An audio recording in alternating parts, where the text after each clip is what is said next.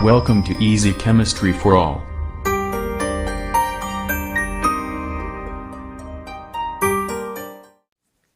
अस्सलाम वालेकुम स्टूडेंट्स, आज का हमारा टॉपिक है determination of charge of an electron.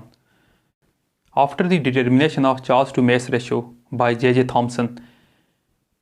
Thompson की charge to mass ratio determine करने के बाद charge of an electron find किया आर ए मिलिकन ने इन 1909 में।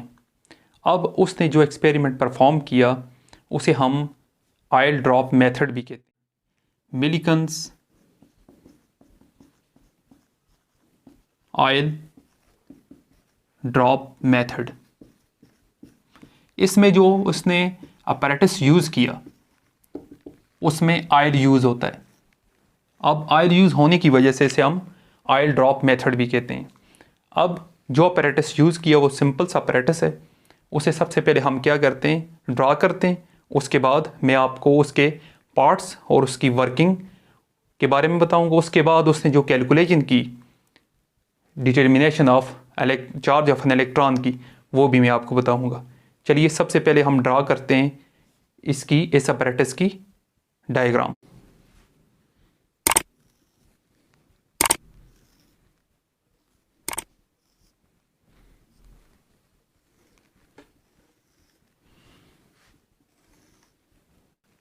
तो ये स्टूडेंट्स आपके सामने जो अपैरेटस यूज़ हुआ for the determination of charge of an electron by Millikan, उसमें उसने जो अपैरेटस लिया वो मेटालिक चैम्बर का था।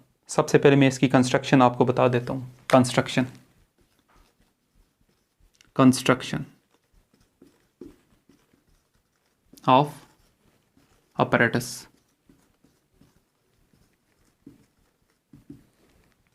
इसकी कंस्ट्रक्शन में मेटालिक चैम्बर यूज़ हुआ। इस मेटालिक चैम्बर में 2 प्लेट्स फिक्स थी। दोनों प्लेट्स जो हैं वो अबाउट 1.7 सेंटीमीटर अपार्ट थी। 1.7 सेंटीमीटर के फासले पर थी।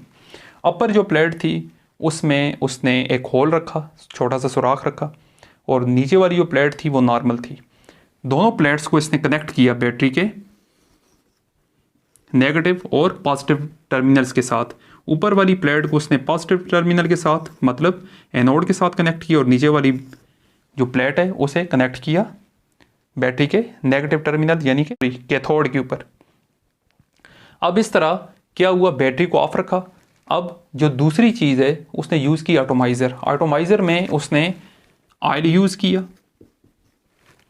ऑयल इसने जब स्प्रे किया पंप की मदद से, तो यहाँ पर जो ऑयल जो है वो ड्रॉपलेट्स की फॉर्म में, मिस्ट की फॉर्म में प्रोड्यूस हुए। अब ये जो ऑयल ड्रॉपलेट्स हैं इनमें से कुछ इस सुराख में से नीचे गए। नीचे जब गए तो यहाँ पर इसने क्या किया, एक्सरे गन जो उसने यूज़ की उसकी मदद से इसने फायर किया, और इसके अंदर जो गैस मौजूद थी, जो भी गैस है, एयर थी, वो क्या होगी, एक्सरे की मदद से वो आयोनाइज होगी। मतलब उसके इलेक्ट्रॉन्स अलग हो गए, प्रोटॉन्स अलग हो गए। ये जो ऑयल ड्रॉपलेट जो ऊपर से नीचे आया है, इसने क्या किया, इसने इलेक्ट्रॉन्स को कैप्चर किया। अब इलेक्ट्रॉन्स जो हैं, एक इलेक्ट्रॉन को भी, 2 को भी, 3 को भी, मतलब मल्टीपल इलेक्ट्रॉन्स को उसने कैप्चर किया। कैप्चर करने के बाद ये ऊपर से नीचे आया। इसने जब ऊपर से नीचे आया तो इसने साथ साथ टेलीस्कोप की मदद से इसने इन ऑयल ड्रॉपलेट्स को देखा, जिन्होंने जो चार्ज अब ड्रॉपलेट्स थे, चार्ज से मुराद इन्होंने इलेक्ट्रॉन्स को कैप्चर किया हुआ था। ये जो ऑयल ड्रॉपलेट्स हैं जिन्होंने कैरी किए हुए चार्ज नीचे आ रहे थे, किसकी वजह से, वेलोसिटी V1 की वजह से, मतलब ग्रेविटेशनल फोर्स अप्लाई हो रही थी। V1 is equal to mg, मतलब ग्रेविटेशनल फोर्स की मदद से ये नीचे आए। मतलब यहाँ पर 3 किस्म की फोर्सेस अप्लाई होती थी। एक ग्रेविटेशनल फोर्स, दूसरी उसने इलेक्ट्रोस्टैटिक फोर्स यूज़ की। इलेक्ट्रोस्टैटिक फोर्स को उसने V2 से रिप्रेजेंट किया, और जो कि इक्वल थी किस तरह, EE, मतलब EE जो अप्लाई की उसने, उसमें से माइनस कर ली उसने mg को। इसके पास 2 इक्वेशंस आ गई, इक्वेशन 1 और इक्वेशन 2। इन दोनों इक्वेशंस को उसने क्या किया, डिवाइड किया बाय डिवाइडिंग